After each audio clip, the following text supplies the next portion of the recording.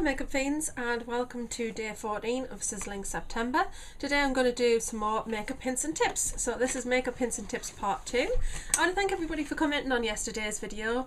Like I say, I'm not trying to teach anybody like stuff they already know. I'm not pretending I know everything, it's just I want to share some things that I've picked up while watching YouTube and various other sort of things such as magazines and reading books and watching television and just sharing things with you that I've learned that I find useful in my everyday sort of makeup and beauty life. So it's probably going to be a 3-part because quite a lot here. So I'll do that, and then there's a little bit of an animal update at the end of this video, so hope you stay tuned and see that. So the first of my today's tips are try new things late at night. So what I tend to do is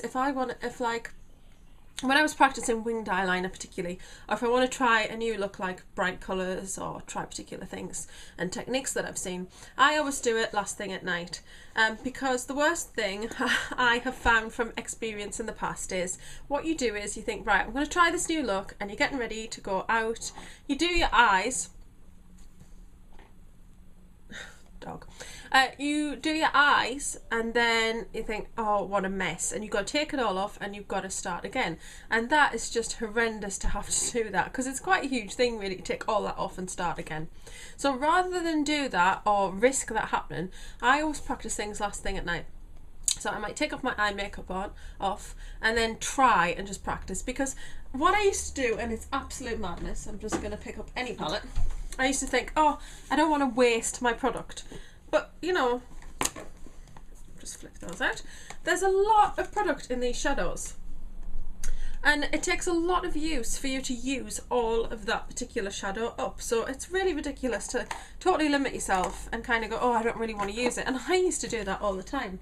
It's like when I first got my naked palette, it was like, oh, they're so pretty, I don't want to use them. And now I've totally hit pan on Virgin, which is my favourite out of this one, I think. Virgin and Sin are just stunning. Absolutely love this palette. But that's gone off topic. So I have hit pan, but literally I've been just using that colour. I was like, just went through a phase of constantly using it, and I was using it with looks even when I wasn't using the naked palette. So don't worry about using your shadows. That's what you've bought them for and paid the money for. But it is sometimes when you get new things, and especially like more expensive things, you look at it, you think, oh, I'm going to ruin it by starting to use it. And I know we all do it. It's a bit mad really. But anyway, yes, I practice late at night. Okay, so the light is not like daylight, but I've got bright lights on the desk, and it's good enough to be able to have a play around, have a go at blending, have a go with shadows, and that's how I perfected my winged eyeliner. I used to do it during the day, and this is where this kind of whole thing has come from, and I could never get it right. And it was just really bugging me that I could never get it right. So eventually I just kind of figured out, well, why don't I just try it at night? Then if it does go wrong, it doesn't matter because I'm not going anywhere. And so I started to do the practice at night. And you can wipe it off, and then you can do it again, and you can wipe it off, and you're not going anywhere. So that's one of my definite tips that I would say. And I actually did mention that, I think it was to Karen of Chucky Cars recently, about bronzing. She's like, she's a bit nervous of using bronzers and just getting it right. And I said, well, just practice at night, and then you can see, perfect your technique with it without worrying that you're then going to ruin all of your makeup and you're going to have to take it all off and start again. So yeah, I would say definitely practice things late at night. The next one is just keep trying. So some of these are kind of sort of inspirational tips, not actual tips. So I'm just going to... That's a bit better. So just keep trying. So that is basically, I couldn't do winged eyeliner. I used to try and I got really frustrated with it, and I just didn't try for the longest of times. And then I thought, no, I really want to do this. I want to learn how to do it. I love the look. So then it was just, I kept trying, and it would go wrong and it would look right. You've seen me in my winged eyeliner. When I first did it, I looked like Lady Gaga. It was just massive wings, huge. I could fly with those wings. But it is just a matter of just don't give up. Okay, so you can't do it the first time, but it's like that with anything really. You don't get into a car and do one lesson and you can drive. You've got to perfect your technique. You've got to have a bit of patience with it. And it is difficult because you kind of see, I found it difficult because I would watch girls on YouTube doing it. It's like, so I'm going to put some wings on, and there it goes, and it's like, oh, I wish I could do winged eyeliner like that. I'm so jealous. So just keep practicing it. And what I found for me with a winged eyeliner, I didn't get it right until I actually tried it with gel. Amazing. And I found that I tried a couple of different brushes, and I would say the best one that I ever used is this one. Now this one is by Gosh, and it's amazing. It's a fantastic brush. It's got a lovely sharp edge. It's not too thick, so you get a nice fine line, and it goes to a lovely point. It's got a short handle, so it's nice and easy to manage, and it's fantastic, and it cleans off really well and doesn't, you know, yeah, they get really clogged up when you use gel liner, but I found that I haven't lost any bristles and it's not looking any worse for wear. So I would say that definitely made a difference for me. So if you can't do wings, maybe you should try gel liner, because you're putting it on in smooth sweeps and strokes. It's not like using a pen, which is more of a fine nib and then you're drawing the line. This, you're actually, rather than have that one thin point, you've actually got this centimetre line. So it means that it's going on a centimetre at a time rather than that tiny point, and you're more likely to get a straight line if you use a brush like that. If you do have a soft eyeliner, I haven't tried it, but I would imagine that if you use this, I hope I can find it so I can quickly check and see if it works. These are miscellaneous type things. Yeah, oh, there it is. Okay, so this is Avon's Super Shock. I'm going to take that and I'm just going to brush the brush across the nib like that. And it works actually. I don't know if you can see that, I'll draw a line here. That works. So if you don't have gel liner and you have a soft eyeliner pencil, Urban Decay's 24/7 eyeliners are great, but these ones from Avon are a couple of pounds, and these are, I would say they're a very good near comparison to Urban Decay. Now I'll draw a line with the Super Shock. Oh, I think I put the wrong lid on that. And then I'll draw the Perversion. And you'll agree with me there's very, very little difference between the two. It is really good, and for the price is fantastic, and it comes in silver as well. Yeah, I like silver liner. So, that is, yeah, sorry, so you will be able to do it with, that is the right one, yes it is. So, you can actually use a pencil as long as it's a soft eyeliner pencil, and then you just rub your brush across the nib of it, and then, yeah, you're away. So, that's quite good. Next, want to try colours, start small. Okay, so this is more of another sort of theory question, theory tip more than just a practical one. So yeah, so you want to try colour and you're a little bit scared of it. You don't wear colour, you stick to neutrals, you stick to very neutral colours or pale ivories or just something very, very simple and toned down. If you want to try colour, start a little bit with eyeliner, because you can get a lot of really great coloured eyeliners, and maybe just do a very thin line, you know, do a little bit of colour, or just start by just putting a little bit of colour just on the eyelid itself. And what you can do is get a really bright colour, but don't necessarily use it in its bright format. So this blue here is very bright, you can see there, but if you put that on and just pat it on, just be very light with it, you can actually get, you can see it there, you just get a very pale, like sort of washed out colour. So you could try using colour and just washing it out by blending it a lot, or just applying it lightly, or you could just try with just a little bit of colour on the eyelid and then build it up from there. You don't have to go all out on a massive coloured eye look. You might see one you like and think, wow, I really want to do that, but you're a bit hesitant about doing the whole thing because you've never used colour before. So the best thing is to start small, just do a bit of experimentation and just go for small hints of colour and then build it up from there, because that's what I did. The next one is blending. One second. Right, sorry about that. Bathroom windows opening. It was, you know, when the window's open, you've got the door and it's not closed properly, and it was like sucking it backwards and forwards. It was just getting on my nerves a bit. So, right, blending. Now, blending's always been an issue for me. Less of an issue once I got the Real Techniques brushes, and this is the Deluxe Crease Brush, which is huge and it's fantastic for blending.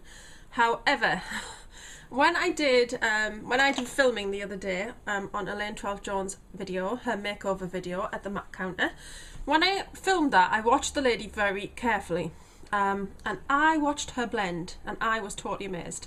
And it's totally changed how I have attempted blending this week, and I actually think I'm getting a slightly better result. I'm gonna just get my Real Techniques brushes down, and I'll find. That's it there. So the brush that I'm now using for blending is, this is the base shading brush. A bit bizarre, yes.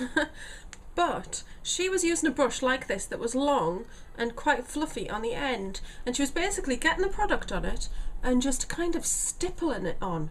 So pressing it onto the skin and just gently sort of brushing, doing this sort of motion, and then gently sort of brushing across it.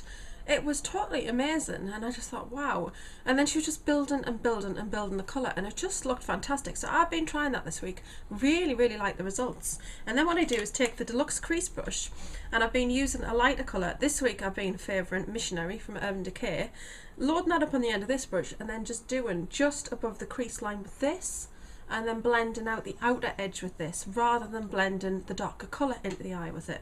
So I think blending is all about having a light hand and being patient and building colours up, because what I was doing was I was actually using a base, one of these, I wish I really knew the names of all these, I'm still not used to them. The shading brush, I love these. At the moment, Boots have got buy one get one half price. Now I've got 3 of these brushes because I got one in a special offer and I got one free with an order, and I'd already purchased one.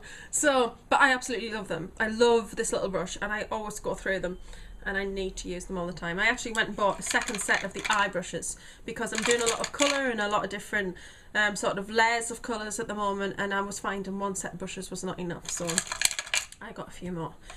So anyway, I just found that when I was using this big fluffy one, sometimes if you're a little bit too heavy-handed, which I am, I'm thinking, right, I need to blend that colour, I need to blend it. But then I would look at it and think, well, where has that colour gone? I can see it slightly, but it's not what I want. I want it a bit more dramatic. So be light-handed and be patient with it. Just gently put it on and just take your time in building it and blending it across, and just use a very light motion. Like Elaine was saying, it was like the brush was barely even touching her skin. It looked like that. It was like, wow, so amazing. So I definitely learned that this week from the lady at the MAC makeover. The next tip, brushes do matter.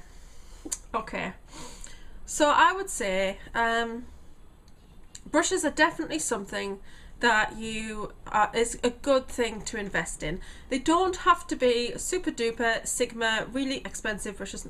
Sigma's just something that popped into my mind, but I don't know. MAC brushes, they're expensive. They don't have to be mega expensive to be fabulous. The Real Techniques brushes, I cannot sing praises enough about these brushes. They are beyond amazing. They've totally changed how my makeup looks. I just think my makeup looks a lot better now, a lot more flawless, a lot better finished, and I'm doing a lot more sort of eye looks because I've got more tools to do the job. And I never thought that it really mattered, and I was using my fingers to put eyeshadow on. I was using very cheap brushes. But if you have a really nice softly bristled brush, it's just, they seem to do the job a lot better. When you've got a hard one, it's not only not very nice on your skin, they just don't do the job quite so well. So I would say you definitely should try and invest in some really good brushes. Now they don't have to be really super expensive. You can get Gosh ones, although they are a little expensive. They are actually quite good. Cosmopolitan do very nice brushes as well, and Number 7, and there's always vouchers off money for Number 7. And I have 2 that I'm going to be selling in a blog sale coming up that I think I used them once and they've been washed and thoroughly disinfected, but they're coming up in a blog sale because I just don't use them now. I've got Real Techniques. I have other brushes. I've got, like I say, I've got some Avon brushes that are quite nice. I've got a lot of number 7 ones. I've got some Gosh ones. Urban Decay. I've got a couple of those because they actually came with palettes. I've got a couple of MAC. This is one of the best brushes ever, and the name's come off, but it's a Cosmopolitan one. It's very, very old though. So yes, brushes, invest in them, because you might not think they make a difference, but they definitely do. And I never thought they did, because I was like, oh, I don't want to spend money on brushes. But you would see the difference in your makeup if you did. Another good thing for putting foundation on is a beauty blender. You can get the Cosmopolitan one, and I think it's around £5 or £6. I've got the original beauty blender, but you can also, from Model's Own, and I think Boots do them, larger Boots stores, you get 2 in a pack for £7. That's really good offer, because £3.50 for a beauty blender is really good, and they're actually really nice. I have had one of those before to try from somebody, but yeah, they're really good. So just the tools for the job. It is important that you know, brushes from the pound shop are okay and everything. I'm not going to diss them. I've had them myself, but they don't do the job as well as a much, you know, not a much more expensive brush, but a more expensive brush from a better known brand. Brush cleaning. Right, this is important, and this, I'm going to tell you something very, very embarrassing for me now. When I was younger, I used to, yeah, I know I said I used my fingers, but I did used to have an eyeshadow brush. I didn't used to use it a lot, but I did used to use it, and I never washed it. I could go for months using that brush. Now I know I wasn't using it a lot, but it's still sitting there. It's in my makeup bag, in with the makeup, being jostled around with makeup, with bacteria. Awful, awful. I couldn't believe that I've ever done that. I've learned so much since I've come on YouTube about good hygiene for your brushes. And another thing is, when you get a decent brush, you want to look after it properly. And I know that the first time I washed these brushes was, oh, they're so soft. It was quite nerve-wracking, but I've had no fallout whatsoever from them, and they wash absolutely beautifully, which is another difference. You can get a little bit of bristles loose on cheaper ones, but you got to clean them. Now, cleaning them doesn't have to be an expensive job.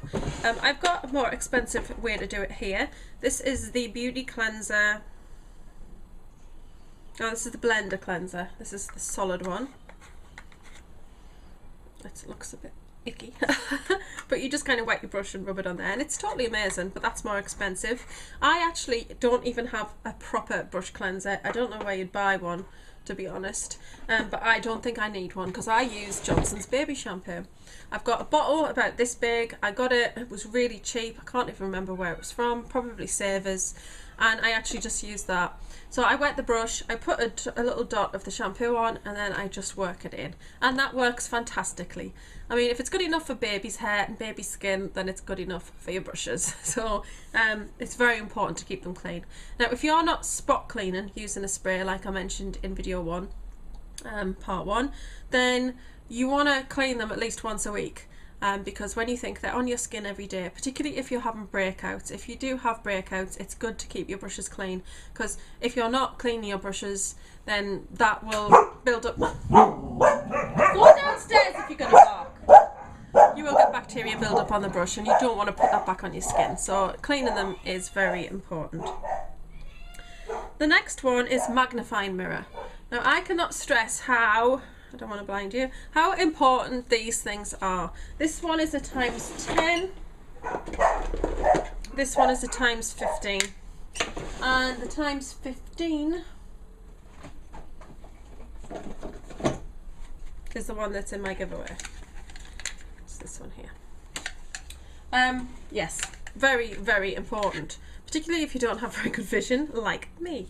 But no, these are really good, because I find them really useful for plucking my brows, because you can see the more minute hairs. I also find them very good for applying eyeliner, and for doing my eye makeup, and for doing mascara, because I can get a really good view of what I'm doing with my eye, and there's no guesswork involved. And I just think that if you're going to do a lot of blending, and you want to use colour, and you want to do something a bit more dramatic on your eyes, or you just want to make sure your eyeliner is straight, you really can't beat a magnified mirror to help you be able to see what you've done a lot better. And then the last tip of today is highlighting. Specifically, this tip is about your inner eye corner. I started doing it more recently, And the one I use is from Bourjois. This is the light, the Luminaire in 01. And it's just this very white sort of colour. That's a terrible swatch. Where is it? There, you can see it lighting up there. And I actually use that on my inner eye corner. I use the accent brush from Real Techniques. This is fantastic for inner eye, colour under the eye, and if you want to do a very dark line right in the crease and just want to make it very precise, fabulous brush, and it's really good for doing under your brow line. So yes, I use that. I think it's important. Well, for me it is. It just makes you look a bit more awake. Makes your eyes, I think it makes them look a little bit more bigger and open. And I just think that it's nice that you don't want to put a massive amount on. There is somebody on YouTube who just wears this bright white shining, so I can't even remember, but I watched once and I was like, oh wow, it's a lot of inner eye highlight. You don't want to go over the top. It's all about subtlety. Mine's kind of worn off because I've been rubbing my eyes. But you just want to take it on the inner corner.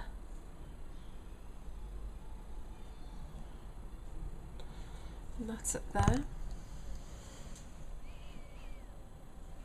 And you can just see how that's kind of lit up the inner corner of my eye. I really like the way it looks. And I'm going to have to do the other side now.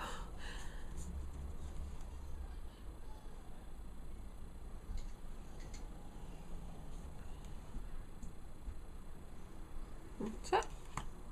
And I just think it makes them look a lot brighter, a lot more open, and yeah, I just like the way it looks. I like that look. I don't know how to describe it, but I do think it just makes the inner eye corners pop quite a bit. So that's all for today's little hints and tips video.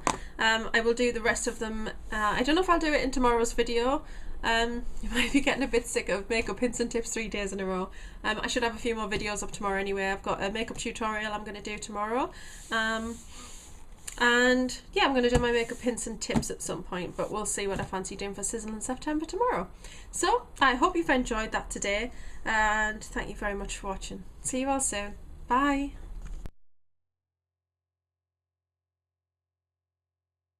We've got a slightly poorly pigeon. So I emptied the contents of the middle of this loaf out as breadcrumbs for him. And now he's stuck his head inside the whole loaf. And he's just churning his way through it. So interesting. Oh, and our little hog is a little brighter. The vet said just to give him food and drink and keep him nice and warm and give him somewhere dark that he can go in and stuff. And there he is. He's been waddling around and stuff. Seems quite happy, so gonna get him nice and fit and healthy. So that's just our little animal update. Oh look, Alec found hairy caterpillars. Oh, they're so cute. I like them when they move, look. Like, it kind of wiggles through their body. Oh, is that the head? I don't know. I think so, yeah. Can't see.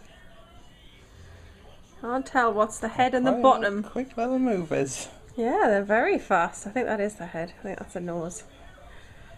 You can stroke them. Want one on you, like? Oh, I don't know. Oh, I don't know. They're fast. Yeah, it'll probably freak you out. Oh, thanks. Well, you know, you don't like spiders, do you? No, but they're nice. Like, they're furry. Yeah, they're Look how kind of tickly. fast. Oh, they're tickly. I might freak out. It's got loads of little legs. Look, you can see all the little legs underneath. Oh, yo, you too. Okay.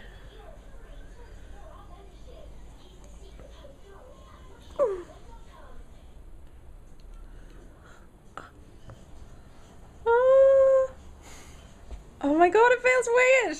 Oh, oh, oh. How strange. Tickly? Don't bite, of course. Oh no. They're amazing.